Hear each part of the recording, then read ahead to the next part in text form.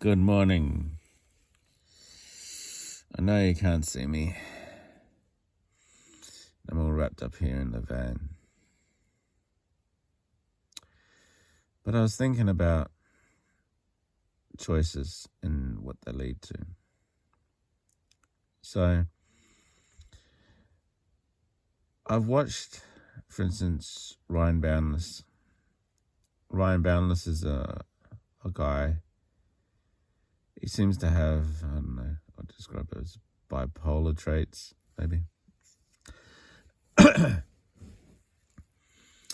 And I first ran across his videos when he was in Japan, later in Japan. And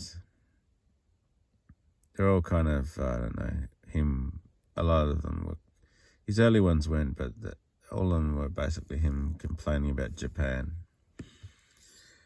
And I also spent time in Japan, not as much as him, but I spent a decent amount of time in there, years.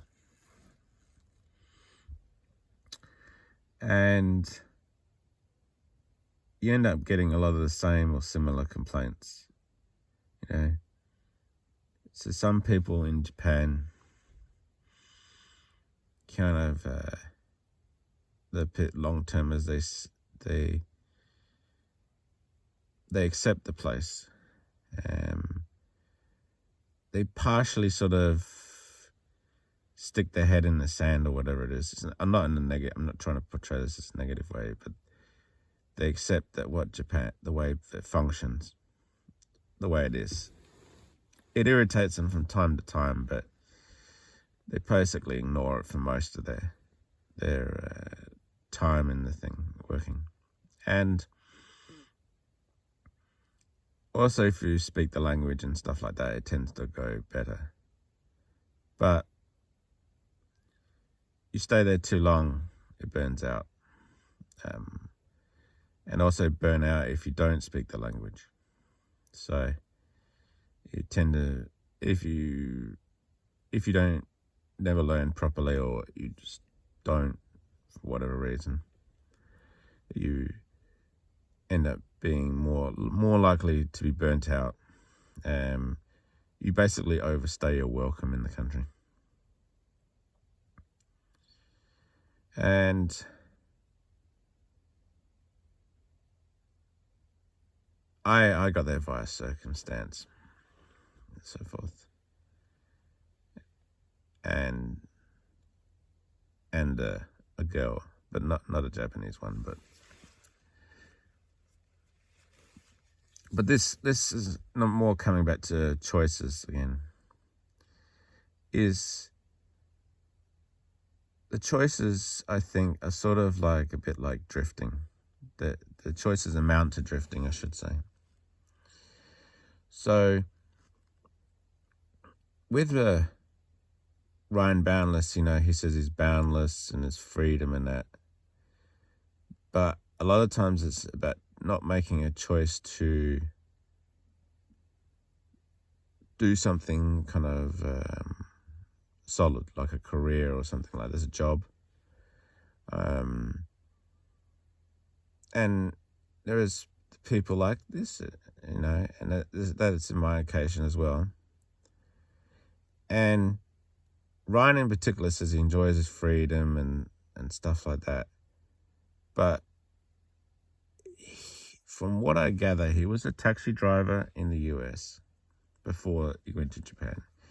Then he went to Japan. He tried out a bit of Southeast Asia. Then I think he went to Thailand and whatever else. I think it was mostly Thailand. Did he go to Vietnam? I think he went on the border or something. I can't remember. And then he went back to Japan. He had that girlfriend, Rie. Eventually it didn't work. And he went to Africa. But he's been to Africa before. And that wasn't a good response. I think he has something for black women. Or African women. And then, of course, I think he spent 5 years in Africa. And and now he's back in the US. But the constant theme is he eventually kind of burns out of the country, or burns out of it burns him out, or he overstays his welcome. So while everything's new, is good, it's interesting, eventually, then they all turn into suffrage. He has all these experiences, right? But they all turn out to be the suffrage. So I don't know what his tax is in America, what his experience was there. I can't imagine it was fantastic. Japan, he stayed there a lot longer, but he eventually overstayed his welcome there. He got sick of it. And overstay the welcome, I would say, it's not so much those people rejecting you. It's more you just getting sick of that system, or you rejecting it. And mentally you just kind of reject it. So he went there, rejected that. Africa, it looks like he went through stuff and he got sick of it. I mean, he was being cheap, which is always his thing. And then he had, I think what really forced him out, I believe, was Africa's money. His money was declining. He made some bad investments. He showed a video once where his money had the balance was about 400,000 at that time. I think the exchange rate was much better. US, because it had like 40 million in the balance. The video is still there.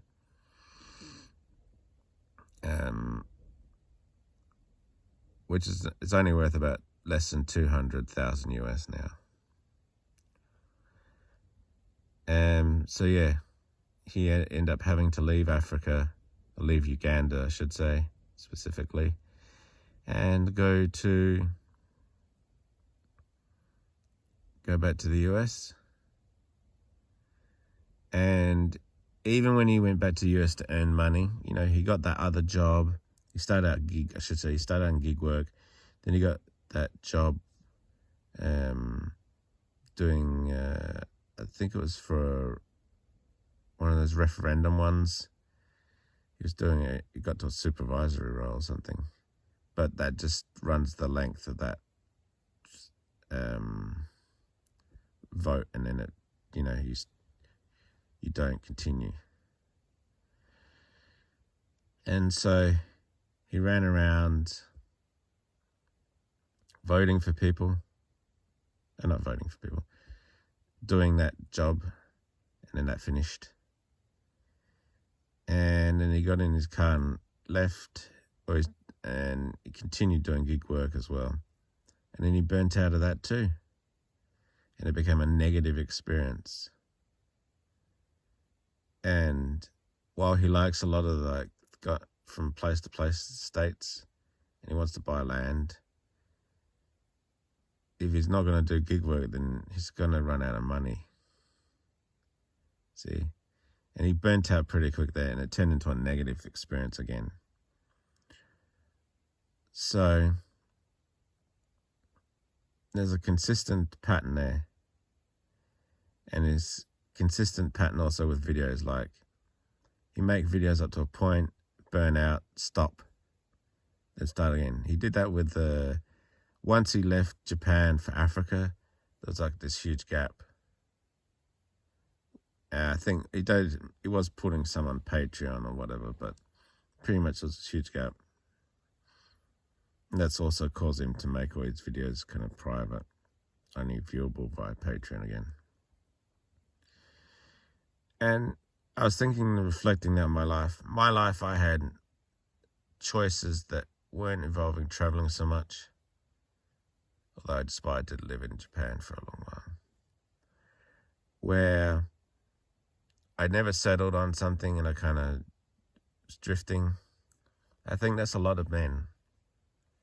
especially a lot of men in this day and age, it's a kind of a drift from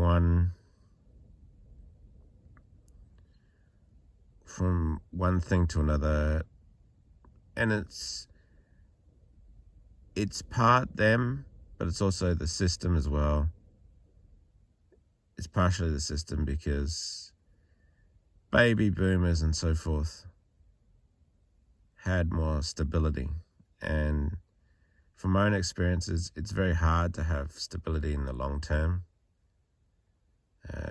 Government jobs tend to be the most stable. This, then they are boring and kind of grind. But if you had anything outside of government, even government now, but it's not that stable, right? It depends on the country, but I'm talking about Western countries. The jobs are not as stable. The stability is gone, especially in private. So, people, and you have to keep bouncing from one job to another, because you're made redundant. Like, they terminate a bunch of workers, and then you kind of and you never settle on anything solid. Some people do, but a lot of I would say the commonality in that is that most people don't settle on a career. They never really aimed for it.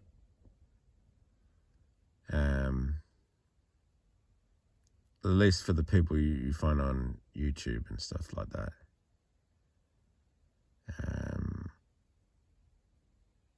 And so, at least in YouTube, making these types of videos, which includes myself. So you do jobs, and none of them are fulfilling. Eventually, the same pattern that happened to Ryan, where you kind of go from one country to another, you do the thing with the jobs, and it's sometimes a lot of times it's them, like the company, like the instability of it all. But then again, it's yourself, because a lot of times you burn out and want to leave. Now, depending on where you are, people had the luxury, I'm not sure if it's like that and so much now, to do that, to jump from one job to another. And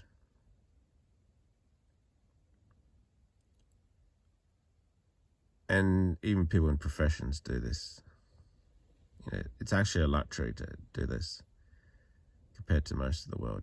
The rest of the world doesn't put up with it.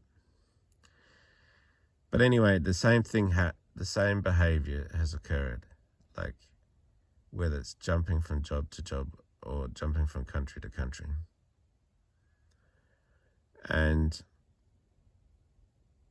that reflects my choice.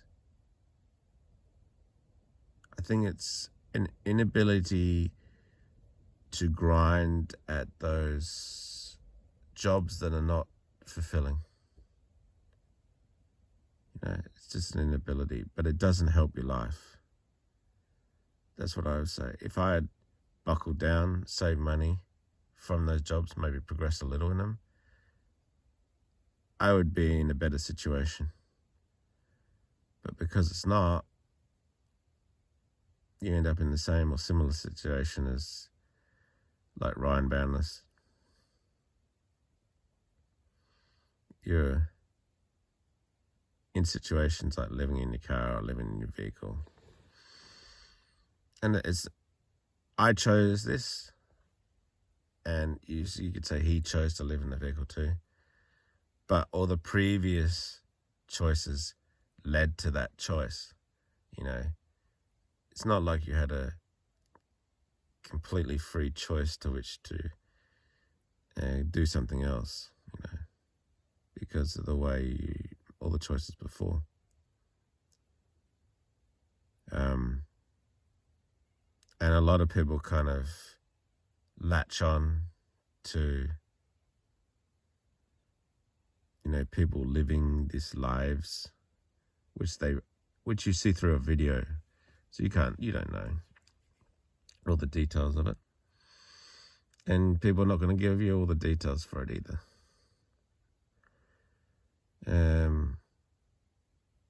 I think, at least with Ryan, you're not actually getting a completely manufactured life, or sort of window lens to which to view the world, compared to some other people like the shiny ones. And this world values that, the shiny ones, the ones that present this nice, glowing image of,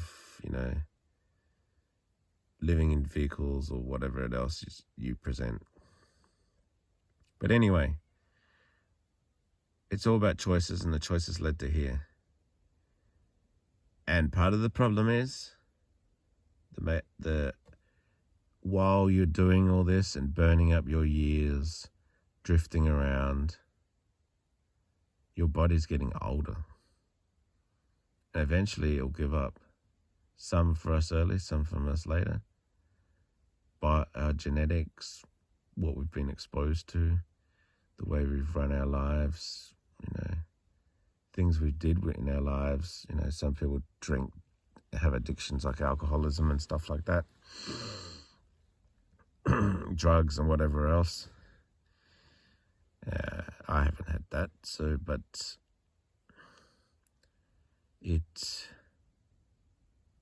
those addictions will play a part in that too.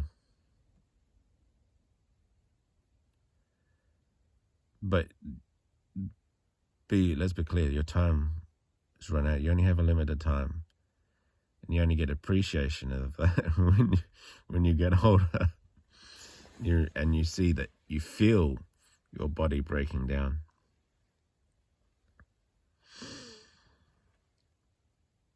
And for some of us, we have choices available to us. We can still recover. But if we persevere with a pattern of a lifetime, if we're going to constantly do the same thing, then it's not going to make anything better.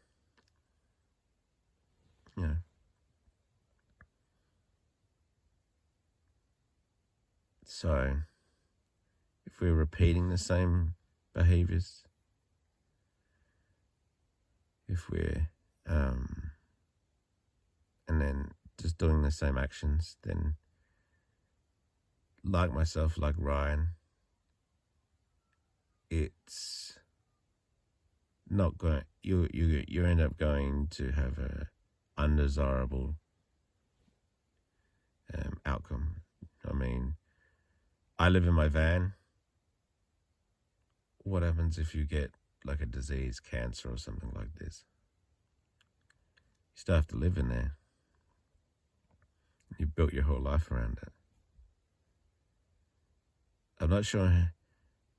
One thing is, if you live with those things, if you really want to live in a vehicle, because the vehicle has certain things you have to do, sort of physical. And some people push through it.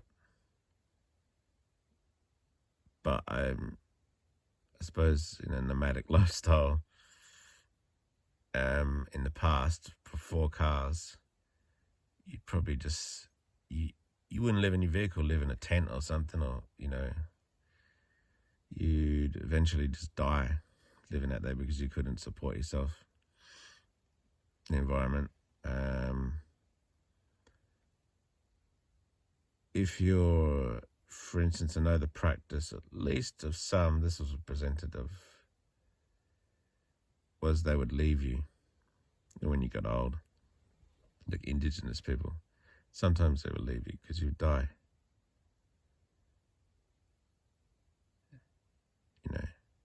It was time. But that's not going to happen in the modern world. In the modern world, if you're in a vehicle at least, and you're nomadic, the most likely outcome is you're just going to die in your vehicle if you don't beat the disease.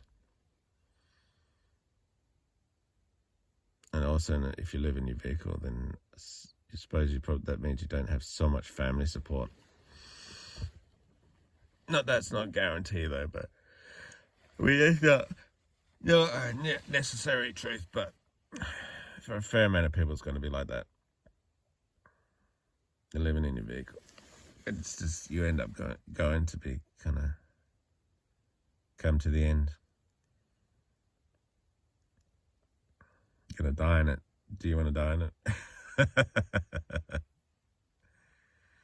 I don't know. That's one thing I probably don't want to do. But yeah, choices. You choose this life, it has consequences.